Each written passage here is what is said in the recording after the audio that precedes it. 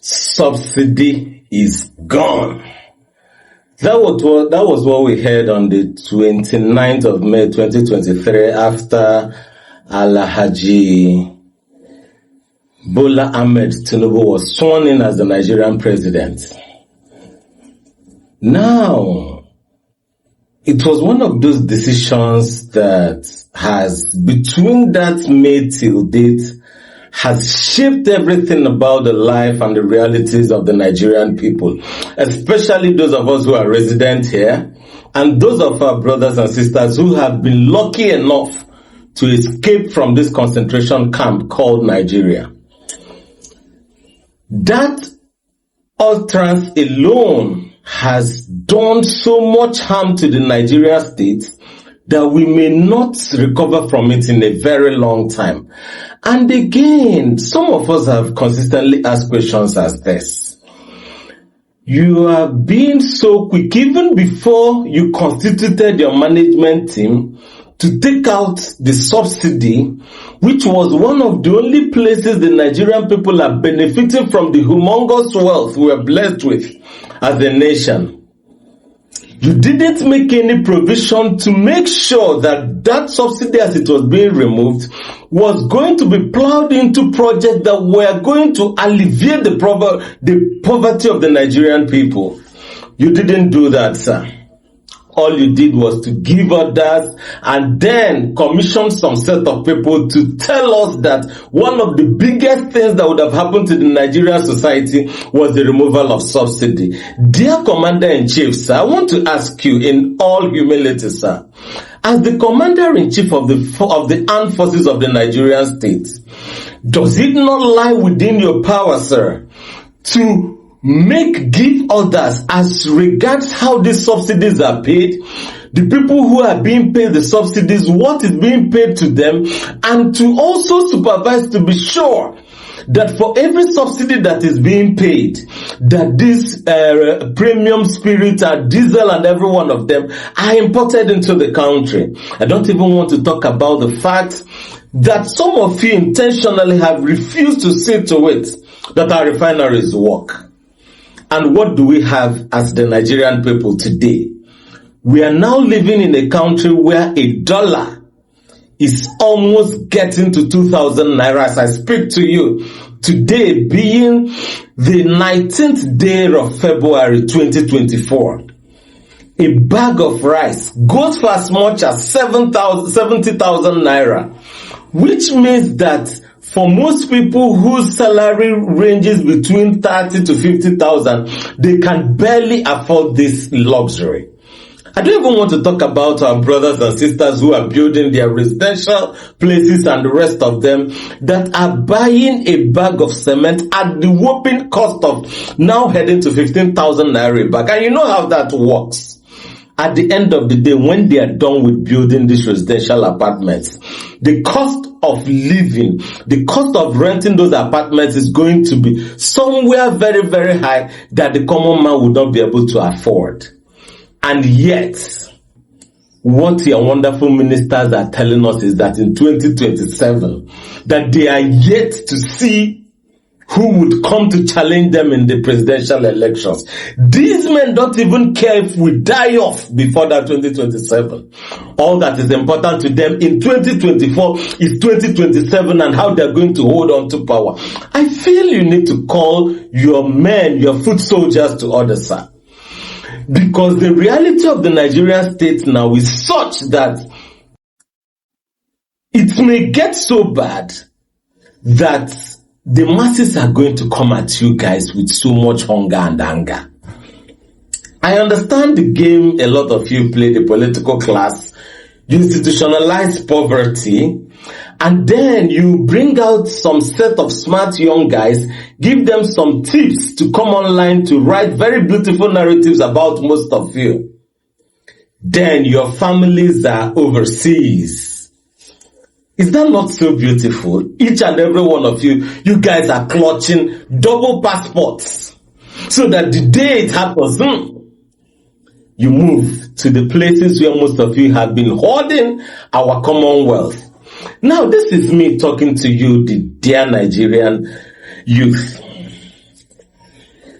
the politician calls you and he tells you about this particular boy who is being disrespectful, who has to be taken care of. You have to go online, heap up accusations, mop up as much scandals as you can muster, heap it on the guy to diminish the quality of what he's saying. I think we are all the jokers. Permit me to say that the joke is on you and I, whom at the payment of a particular fee, we are going to take on the young people who have been asking for good governance, that they should shut up. Now, assuming, let me just give you an instance. They pay you 200,000. Now, get some things or files on this guy, make sure he shuts up, abuse him, bring up scandals and the rest of them. Then this same man does not care about you. He doesn't care about the fact that your mother has not been paid her pension. He doesn't even care that your mother's healthcare is bad. Now, you finish up with that 200,000. What happens next? You still go back to where you've always been. Hunger and anger. You look for another person who will give you some money again, to look for someone else to insult and abuse. And what is that person's only crime? That the person said that the politician who is supposed to do better is only stealing from us, taking our resources and sharing it to us, and then he has all of us hail him as he moves in long convoys, I want you to understand that this Stockholm syndrome that is dealing with every one of us, that it's high time we try to think twice, and act in our own interest as the people. There is so much hunger in the land. The civil servant is even the worst of it all. Oga civil servant, your salary has not improved one bit. But the cost of goods in the market are all hitting the rooftop. And yet you are here speaking Dogo-Terenchi, justifying the unthinkable because you feel that you need to be seen as a nice person. I feel it's high time you understand that you were a slave in love with your chain. Yes. I was listening to Prof, from Kaduna. He was saying so much. He was so angry and the rest of them. And that anger is justified because we have a man who told us that he understands what our challenges are and that he was going to fix every one of them head on. But what do we have today? A confused people who are desperately looking for people to pass the blames on, yet you claimed you had the solutions to all our problems. To the southeastern political office holders, our dear governors, you guys are busy, a lot of money to make yourself comfortable, your families are overseas and the rest of them. But I want to tell you all, the time to get together, sit down and ask yourselves, how are you going to make the plight of the Southeastern better is now?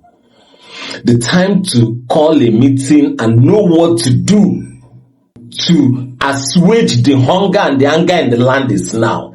I didn't even want to talk about the fact that most of you played the games with Nnamdi Kanu and the rest of them. You said we are going to do this, we are going to do that, and up till now, nothing has happened. I know that the Nigeria Southeast political office holder does not really even care about anybody. In as much as I had my philosophical differences with how Master Nnamdi Kanu led that movement, but I feel that he did absolutely nothing for these guys to still hold him in custody up till today. All he was majorly, the foundation of that is whole engagement was more like that we are not being given as we are supposed to get in the Nigerian state. Give us what is due us. Let us also deal as equal stakeholders in the Nigerian society. All of you refused and had him gag, locked him up. And the irony is that the police officer, the military man, the DSS officer, the civil defense guys who are used to shut the people out, shut them up and then protect the state, your lives are not even better. Yes. Most of you are hungry, using the guns you are supposed to use to do security job, to even go for funny operations that make the state even more insecure. So don't even think that, assuming Nigeria was working, that you would have had a better offer. They would have had better bargain at life, such that even if you die in the line of your operation, that the state will take care of everything that pertains to your immediate families. But people don't want to think. They tell you, go and bring that one. You go and that he's talking too much. He's talking against the state. You go catch a man who has done nothing to you, hit him, sometimes even use your dagger to cause so much bodily harm on these people. But these are people who are fighting for you and I. The Nigerian state is no longer in a place where we all need to be smiling and having fun. The reality is harsh.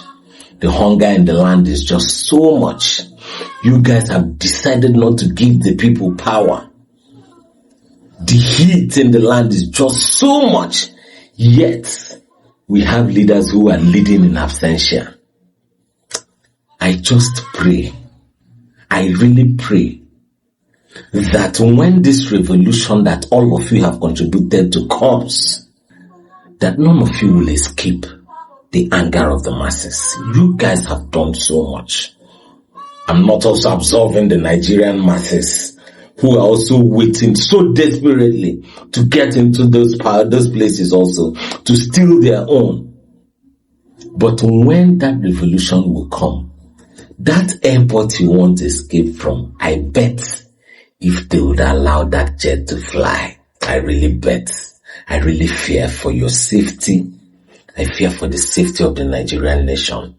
Most of you still think that it's all about Labour Party, PDP, ABGA, and the rest of them. Only fools are still thinking that it's a party thing. The Labour Party legislators, they went to Abuja. They gave you people massive SUVs at the expense of the Nigerian people. What did they do? They accepted it now. Now, that's the dividend of their democracy. They are now honorables. How dare you not address me as an honorable? How dare you not address me as a distinguished member of the Senate? And yet, your people are dying in hunger.